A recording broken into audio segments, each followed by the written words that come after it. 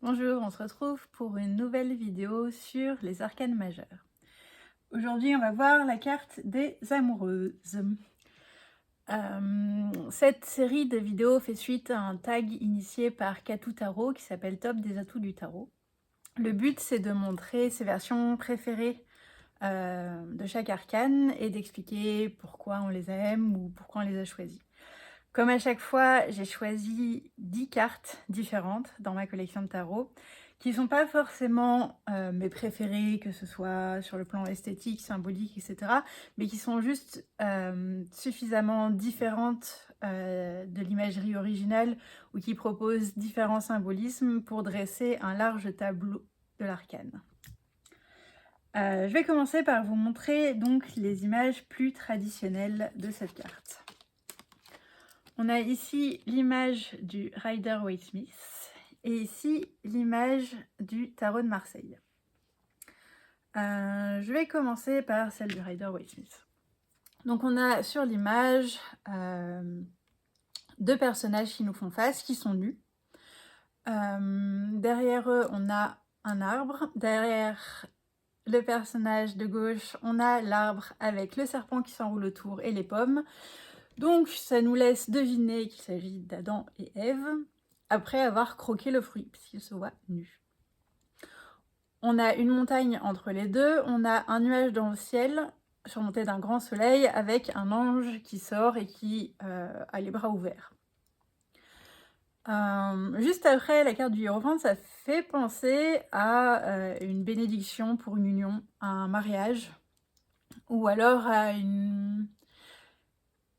Moi, ça me fait penser aux injonctions relationnelles qu'il peut y avoir, aux besoins de validation des autres. On peut y voir aussi quelque chose de l'ordre des tabous relationnels. Génial. On peut y voir quelque chose de l'ordre de la sexualité, puisqu'ils sont nus. Et la montagne me fait penser aux choses qui font qu'on ne peut jamais vraiment comprendre tout à fait l'autre. On ne peut jamais totalement fusionner avec l'autre. Il y a toujours des choses qui nous séparent. On n'est pas une unité. C'est mon petit chat qui arrive. Il veut fusionner avec moi, mais je le comprends.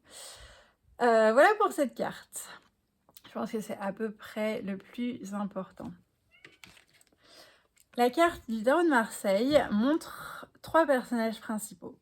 Ce qui est intéressant, c'est qu'elle s'appelle l'amoureux au singulier, donc a priori il s'agit surtout de ce personnage-là dans la carte, qui est entouré de deux personnes qui le soutiennent, qui le tiennent. On a aussi un ange dans le ciel, mais cette fois-ci il s'agit plutôt de Cupidon avec sa flèche. Et l'ange semble déjà pointer vers un des personnages. Donc c'est une carte qui parle plus peut-être de choix. Et là où Ève a pris son libre arbitre et a mangé le fruit de la connaissance, même si c'était interdit, là il y a plutôt l'idée de faire des choix qui sont guidés par les autres, qui ne sont pas forcément ses propres choix. On peut aussi voir l'espèce de dualité entre le choix des sentiments ou de la raison. Et voilà, c'est à peu près tout pour cette carte. Et je vais vous montrer aussi ma carte du tarot de la fortune qui s'inspire grandement du tarot de Marseille. On y retrouve quand même le serpent. Donc voilà pour l'imagerie traditionnelle. Maintenant, je vais commencer par vous montrer la carte du Millennial Tarot. La carte a été... elle conserve le nom des amoureuses, mais il y a un sous-titre qui s'appelle The Tinderist, qui fait référence à Tinder, donc qui est une application de rencontres, a priori plutôt pour rechercher des rencontres amoureuses, sexuelles, des rencontres de couple, quoi. J'espère ne pas me tromper, mais voilà. Il y a une phrase en dessous qui dit gagner des partenaires tout au long du chemin. Donc là, on a une idée donc de vie sociale assez large, mais toujours dans un sens, on va dire, romantique pour faire une grosse approximation. Il y a quelque chose de l'ordre de l'expérimentation. Il ne s'agit pas forcément de rechercher une partenaire de vie, c'est pas forcément un mariage, c'est pas forcément un engagement sur du long terme. C'est vraiment juste faire des rencontres, apprendre à connaître les autres, apprendre à prendre position, à se présenter, à savoir se mettre en valeur, et juste suivre son instinct, ses attractions, ses envies. Du coup, il y a toujours un côté de choix, mais un choix plus vaste peut-être. Il y a plus de choix. On est plus libre de changer d'avis aussi. C'est à peu près tout, je pense, pour cette carte. Ce qui est intéressant, c'est que les personnages ont les yeux fermés. Ils se regardent pas. Donc, c'est un peu à double tranchant parce que il y a aussi ce truc de connaître l'autre uniquement à travers des filtres, ce qui est toujours le cas, mais qui est peut-être encore plus le cas sur des réseaux ou des applications où on montre pas forcément tout de soi, hein, c'est logique. Contrairement, par exemple, sur la carte du Rider-Waite Smith, où les personnages se voient nus, donc vraiment sans artifice, et un côté de dévoilement, d'intimité. Là, c'est plus superficiel, on va dire. Voilà. Voilà pour cette carte. La carte suivante est une carte du tarot onirique. Alors là, pour le coup, on retrouve des personnages nus. On a un personnage qui est nu au-dessus de l'autre. Ça pourrait être une position sexuelle bizarre, où ils se touchent pas vraiment. On retrouve les montagnes en fond d'ailleurs, et c'est marrant parce que le personnage du dessus a une position de montagne. Cette carte m'évoque le fait d'essayer de franchir les obstacles et la distance qui sont entre soi et les autres, d'essayer de vraiment construire quelque chose de plus solide et durable que la carte précédente, de rechercher vraiment l'intimité, l'ouverture, le partage et aussi clairement la sexualité. On est de nouveau plus dans un truc de couple, clairement. Et même, je dirais, de procréation. Ce que deux ou plusieurs personnes peuvent créer ensemble. Et je parle même pas forcément des enfants pour le coup, même si ça peut en faire partie, mais ça peut être d'autres projets, ça peut être créatif, ça peut être matériel, financier, ça peut être associatif, ça peut être plein de choses. Mais c'est vraiment créer quelque chose ensemble, créer vraiment du lien. Et voilà. Et du coup, par extension, c'est une carte aussi qui me parle de communication, de dire à l'autre ce qui nous plairait ou pas, de dire quelles sont nos limites, quels sont nos besoins, quelles sont nos envies, où on a envie d'aller. Attention, mon chat ne fait pas tomber le téléphone, merci. Voilà, je communique avec mon chat. Voilà, j'ai un peu perdu le fil, mais je pense que c'est tout.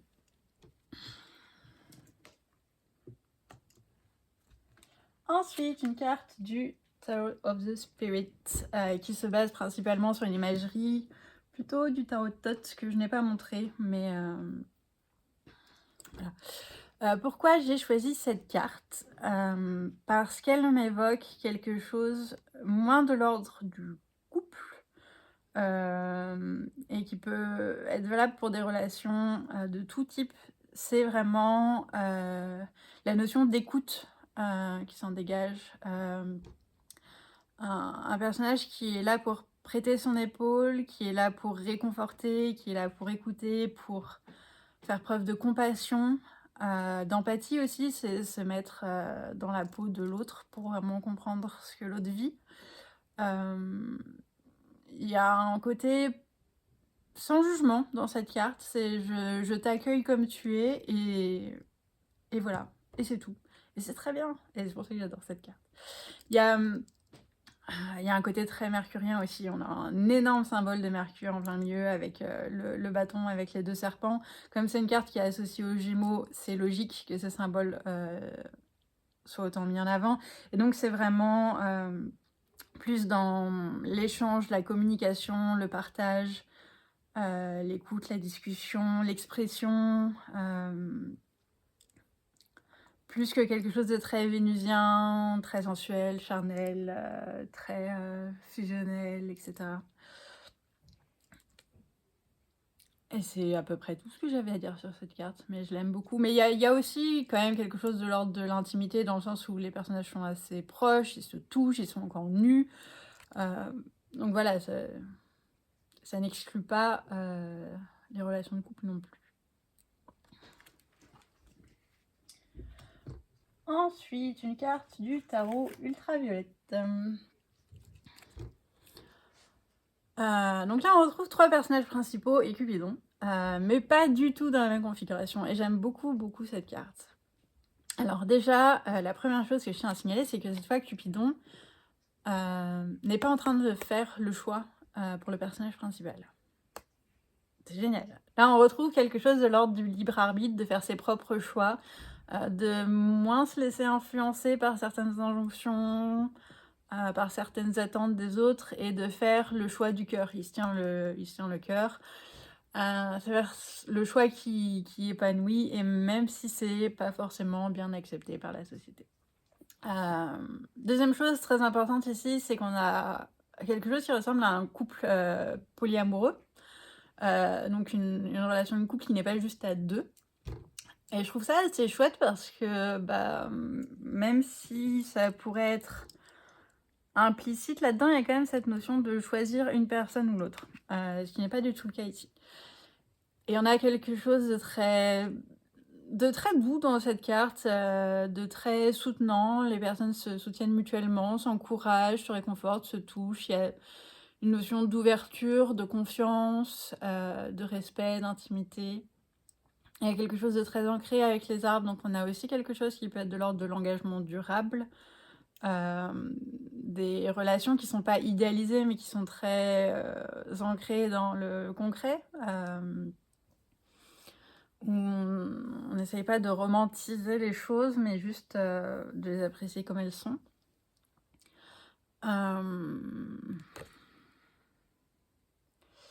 Et ce que je trouve intéressant aussi, c'est cette espèce de grand miroir qui me fait penser au fait que pour bien se comprendre soi-même, c'est intéressant d'être en relation avec les autres, qui nous aident à voir quels sont nos points morts, qui peuvent nous aider à nous encourager là où on a du mal à le faire soi-même, qui peuvent nous aider à voir les qualités qu'on a du mal à voir chez soi. Et ouais, je sais pas, c'est une carte qui parle vraiment d'ouverture, de réconfort, de joie d'être avec les autres, de vie sociale, même pas forcément dans le couple, mais de juste d'avoir du bon soutien de ses amis, de ses proches, voilà. J'aime vraiment beaucoup cette carte, je l'ai déjà dit et je le redis. La carte suivante est une carte du Numinous Tarot. Là, cette fois-ci, on a vraiment beaucoup de personnages. On a une ronde de personnages qui se tiennent par la main ou par l'épaule, qui sont allongés dans une espèce de prairie avec plein de fleurs. Tout le monde a une expression assez sereine. Il y en a qui ont les yeux fermés, donc qui se font assez confiance, ou qui rêvent d'idéaux relationnels. On a quelque chose de beaucoup plus communautaire ici. Ça peut être la famille, ça peut être la famille choisie, ça peut être le groupe d'amis, ça peut être les relations qu'on s'est fait tout au long de sa vie, ça peut être un réseau social, ça peut être plein de choses. Et ce que je trouve important, c'est que là, on décentre un peu le côté couple, le côté un peu juste une plus une personne, le côté très mariage. Et ça ouvre plus de portes. Ça peut aussi faire référence au polyamour, là encore, mais avec un plus grand nombre de personnes. Et il y a une forme géométrique au centre qui fait comme une étoile et qui est reliée au centre. Donc il y a un côté interconnexion, partage, mise en relation, mise en commun des ressources aussi. J'aime vraiment beaucoup cette carte. C'est très apaisé, très serein, très génial quoi.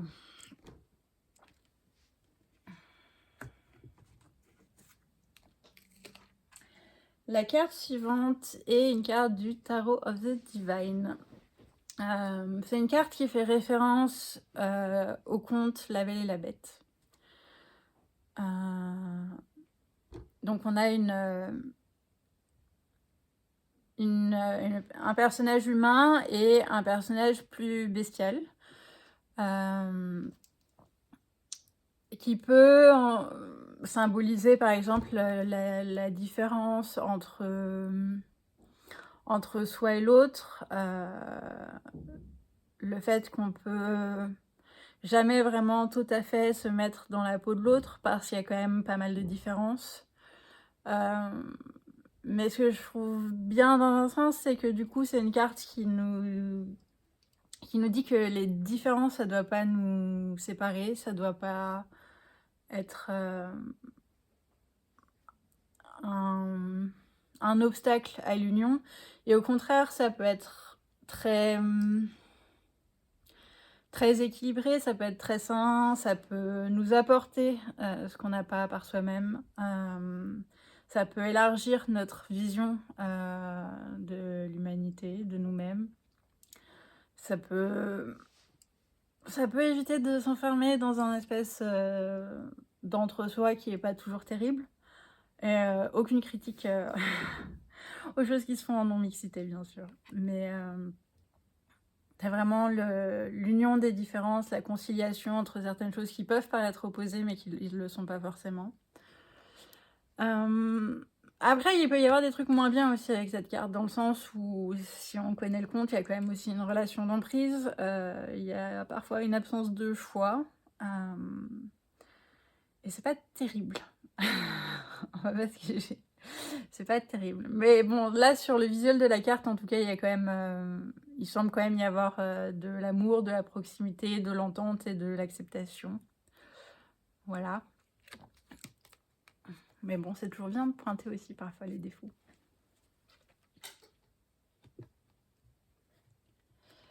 La carte suivante est une carte du Goatmancy Tarot. Il y avait plusieurs cartes du tarot qui représentaient plus ou moins la même chose. J'ai choisi celle-là pour en montrer une. Donc là, on a de nouveau un couple au centre. On a un cercle noir et blanc. On a le soleil et la lune. On a un phénix et un cygne, le feu et l'eau. On retrouve là aussi dans leurs cheveux, il y a du noir et du blanc comme dans le cercle au-dessus. Donc on retrouve cette notion d'opposé, de complémentarité, de différence, d'union aussi. Il y a un truc très alchimique aussi dans cette carte. Je vais pas développer davantage parce que c'est pas trop mon domaine. Mais il y a l'idée de fusionner avec l'autre, pour former une entité plus complète. Et du coup, les dérives que ça peut amener de rechercher forcément quelqu'un d'autre pour nous compléter comme si on n'était jamais assez.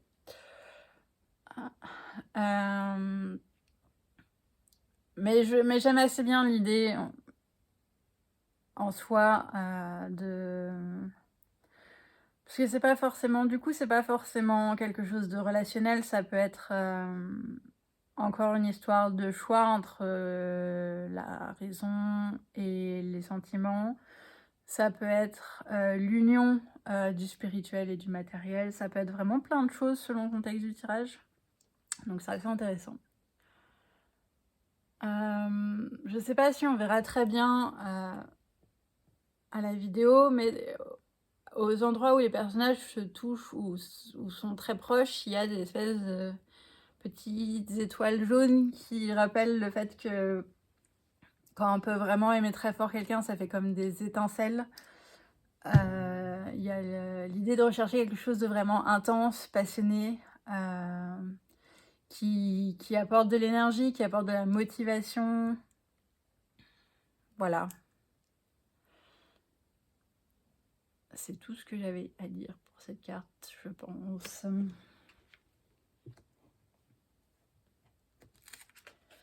La carte suivante est une carte du Blood Moon Tarot. J'espère qu'on verra bien les détails. Donc on a de nouveau 2 personnages. Ce que j'apprécie particulièrement ici, c'est que d'un côté on a un personnage végétal avec des fruits qui lui poussent dessus, et de l'autre côté on a un personnage animal avec des abeilles, des papillons, des insectes qui pollinisent. Et donc on a cette espèce de relation d'interconnexion qui est vitale dans la nature, de fertilisation, qui ne serait pas possible en fait sans l'autre, sans l'apport de quelque chose d'autre, sans l'aide de quelqu'un d'autre. Donc c'est pas mal. Ça nous rappelle aussi l'importance des relations et du fait que ça n'existe pas en fait d'être seul, complètement seul. Même peu importe à quel point on aimerait devenir ermite, en fait, il y a toujours besoin des autres. Voilà. C'est moi qui le dis, je sais. Il y a aussi un côté très sensuel, charnel, sexuel, érotique et intime dans cette carte qui est pas mal.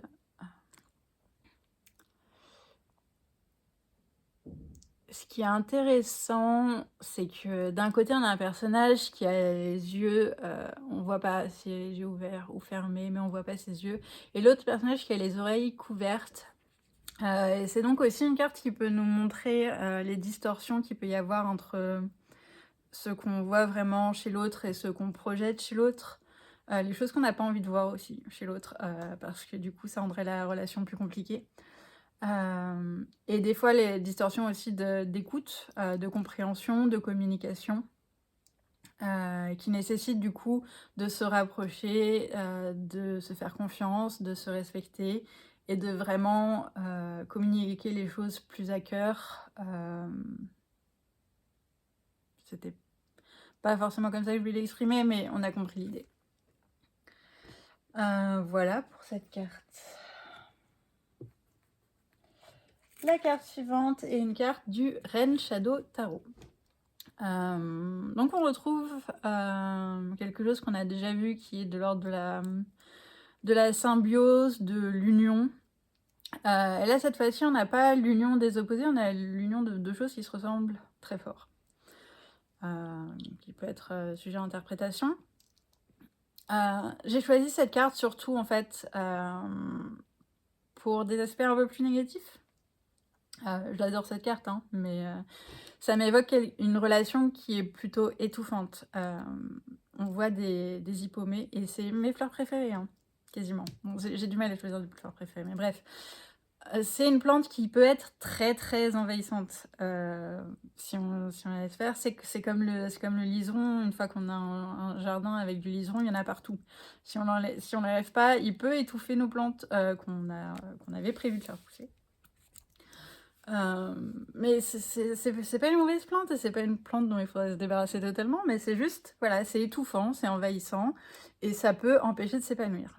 Et c'est là que je veux en venir, c'est que ça peut avertir de à quel point on se laisse envahir par l'autre dans la relation, à quel point on met des limites, à quel point ça peut être mauvais de fusionner et de chercher à fusionner ensemble. Ça peut montrer aussi les injonctions générales, pas forcément dans une seule relation, mais dans toutes les relations. Les injonctions au couple qui peuvent être très étouffantes pour les personnes qui n'ont pas envie de se mettre en couple. Les injonctions à être d'une certaine manière. Ça va être plein de choses. Mais je pense que j'avais dit à peu près ce que j'avais à dire. Il y a vraiment ce truc de dépendance, de codépendance, qu'on entretient en fait, soi-même volontairement, ou parfois aussi malgré soi. Hem, voilà. Mais j'aime cette carte quand même, j'aime vraiment beaucoup.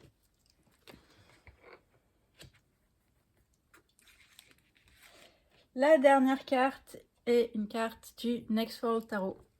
Une autre carte que j'aime vraiment très très fort. Je l'ai mise en dernier parce qu'on retrouve étonnamment pas trop ça dans les autres visuels. Là on a en gros 2 personnages, mais en fait c'est un personnage et son reflet. C'est la relation qu'on entretient de soi à soi. Et c'est super important avant toutes les autres relations. Donc on a un personnage qui a un handicap visible, c'est toujours bien de voir ça dans le tarot. Et un personnage gros en plus, on aime. Donc on a un personnage qui a son reflet, qui sort nu du miroir et qui vient lui apporter des cuillères, de l'énergie et du soin. Et qui lui caresse le visage. Il y a un côté très, très intime, très chou, très apaisant et très réconfortant. Ça renvoie à l'idée de l'acceptation de soi, de moins rechercher la validation des autres et de plus se valider soi, moins dépendre des autres tout court, même si c'est pas toujours faisable, c'est pas toujours possible, évidemment. Ça dépend du contexte de tout le monde. Mais voilà.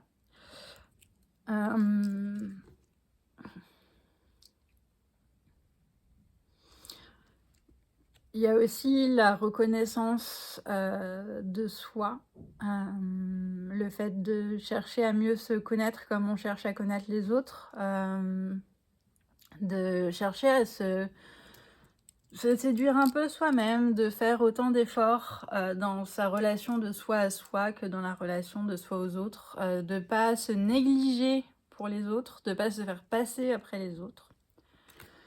On pourrait continuer très longtemps sur cette carte, mais voilà, c'était vraiment l'idée principale. Voilà pour les différentes versions de la carte des amoureuses. C'était un peu difficile parce que c'est pas forcément ma carte préférée, mais je pense qu'on a vu suffisamment de versions pour sortir un peu de l'imagerie traditionnelle. J'espère que ça vous aura bien parlé. Je rappelle que j'ai déjà une page dédiée aux interprétations de cette carte sur mon site, si vous voulez aller voir et en savoir plus, parce que j'ai évidemment pas fait le tour de ses significations, des mots-clés, etc. Et aussi, si vous aimez bien ce genre d'analyse visuelle des cartes, j'en fais régulièrement sur ma page Patreon en version texte, donc pour les personnes qui aiment moins les vidéos. Qui sont aussi plus détaillées, une carte par une carte. Voilà, c'est une façon de se réapproprier un peu le tarot avec ses visuels, sans forcément aller chercher dans les livrets et faire ses propres interprétations. Et voilà. On se retrouve la prochaine fois pour le chariot. Salut!